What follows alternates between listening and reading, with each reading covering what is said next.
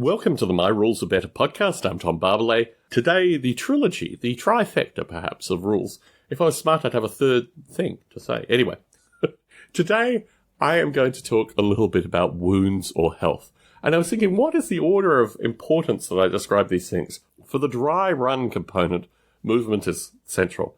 But next is associated with what kind of wounds or health or how this thing is categorized. And it seems interesting because this could be interchangeable with the discussion of weapons and damage, but I wanted to do this one first because I think this is actually more meta-important, for want of a better term, than actually how damage is created.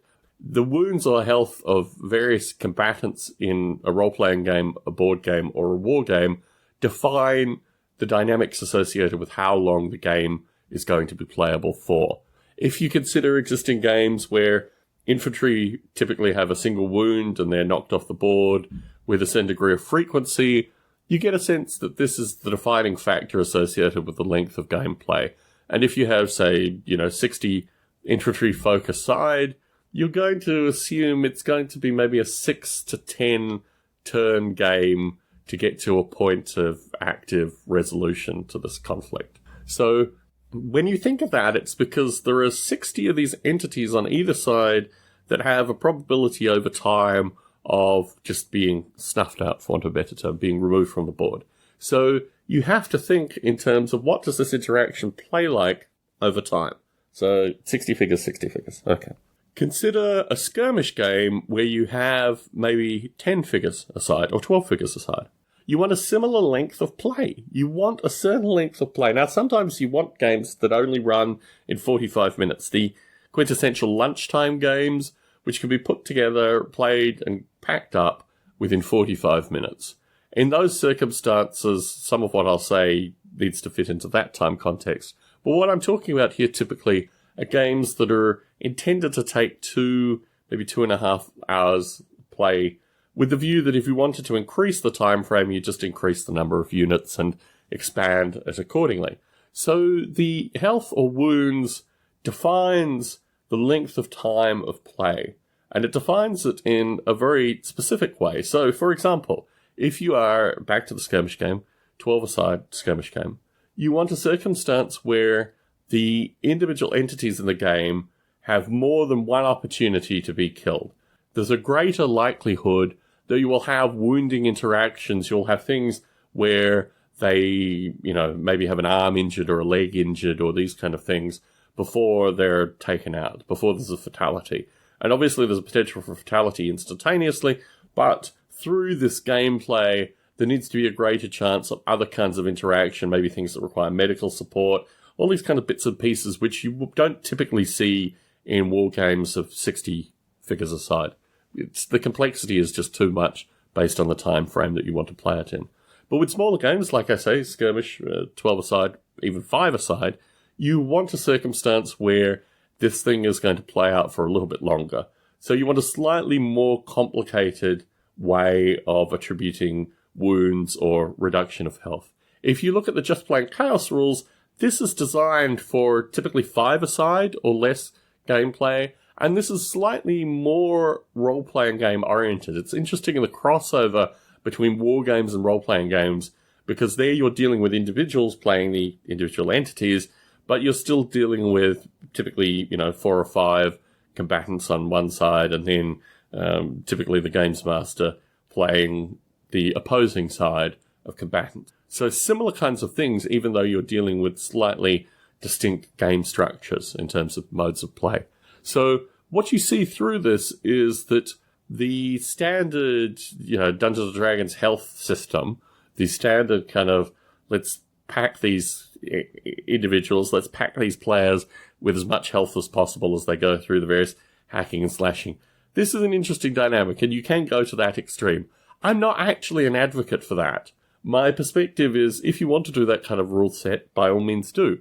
But it creates a problem, which I've discussed already through this podcast series, associated with characters just leveling up to the point where you have these superhuman characters. And what does this translate to in real life? There's a series on YouTube associated with what do D&D stats actually translate to. This is where it gets very interesting. I mean, certainly the folks that I knew in the late 80s who moved over to RuneQuest, for example, were so sick and tired of the Dungeons & Dragons dynamic of just kind of super health-laden characters.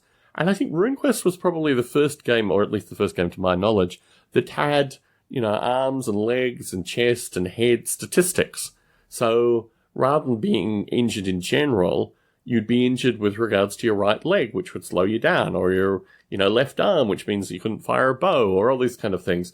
And this is a dynamic that I actually wanted in the Just Plain Chaos rule set. So I think I'm a strong advocate, in fact, for using body part wound dynamics as a means of creating a slightly more complicated, slightly more interesting game, particularly if you have means of healing wounds, which is obviously in the Just Plain Chaos rule set as well, and means of interacting with players over time where it's not just straight shooting, stabbing. There's actually an interaction where players can fall back, have wounds treated, these kind of things. And what interests me in the World War II, World War I, Vietnam era conflict is the lack of these kind of dynamics and rules. It would be considerably more interesting if in skirmish games, for example, you had potential for people to have, leg injuries or arm injuries or these kind of things that could be potentially treated, could define them as being no longer combatants in a particular conflict, although obviously they could still be, overrun and killed and these kind of things. And certainly a dynamic that I've used through the Just Plain Chaos rules is when an enemy gets injured to a certain extent, certain amount of, just general killing or blood loss or what have you, there is the potential for them to try to surrender. And the surrender process is actually a very interesting dynamic in a war game, which is rarely handled. The notion that rather than complete decimation, you could get to a circumstance where there are, 5 or 10 or what have you, folks left in the battle, and they make this choice to surrender, which has a strategic disadvantage in some regard, but probably also should have a points advantage as well. These are the kinds of really interesting dynamics that you can start exploring just through how you pick how the health and wound system is going to work in your game. And I think what fascinates me through this is the ability to have a whole series of dynamics that haven't really properly been explored yet. The potential there is very great, actually, to create new and interesting dynamics just through how health is maintained. And I think really that should give a broad introduction to some of my thinking to this. Obviously, fantasy, you have, ogres, dragons, a wide variety of monstrous beasts that could have a vastly greater number of wounds potentially than your average infantry person. There's this element as well. But I think certainly what this gives a potential rule creator, certainly someone who's rolling their own rules for the first time, is an ability to explore a series of dynamics that aren't familiar. Now, this is a double-edged sword, right? Creating rule sets which are just cookie-cutter other rule sets has the advantage that most people play one set of rules, they'd pick up another set of rules. But creating these dynamics and these divergences from the way things have commonly been done, see how you introduce that to people. I mean, what I found fascinating with RuneQuest was this was a major selling point for this rule system in the late 80s, was that they had realized that people were just like, I'm sick of D&D in this dynamic. They created a rule system which was compatible in some regard to D&D, but had a very different way of looking at turns, very different way of looking at health, very different way of looking at how you actually represented this, and then how people played into that in a gameplay sense. So I think certainly the potential is there, and I wanted to record this more for inspiration than anything. These dynamics don't have to be written in stone. They don't have to be exactly the way others have done it. And start exploring other kinds of interactions through the way in which you create health and wound systems. Anyway, as I say at the end of every podcast, this is a word of mouth podcast. If you like this podcast, please tell other folks about it. Please let me know if you're enjoying it as well. My email address, Bravo Alpha Romeo, Bravo Alpha Lima Echo Tango, my last name, barbalay@gmail.com. You can get in contact and just let me know that you're enjoying this. I got a wonderful piece of correspondence from a fellow who had never heard about the First Chechen Wars. It's like, you told me about the First Chechen Wars. Now I've discovered it. I'm making a bunch of terrain. These kind of interactions are the reason that I do this podcast. So if you're listening to this podcast, if you're enjoying this podcast, if you're hearing this podcast on YouTube, you're hearing this podcast on YouTube to motivate you to go to myrulesarbetter.com and to start downloading the audio or subscribe to iTunes or, wherever else you're getting your podcasts from. So, Tom Barbalet here in San Jose, 2 down, 1 to go, signing out.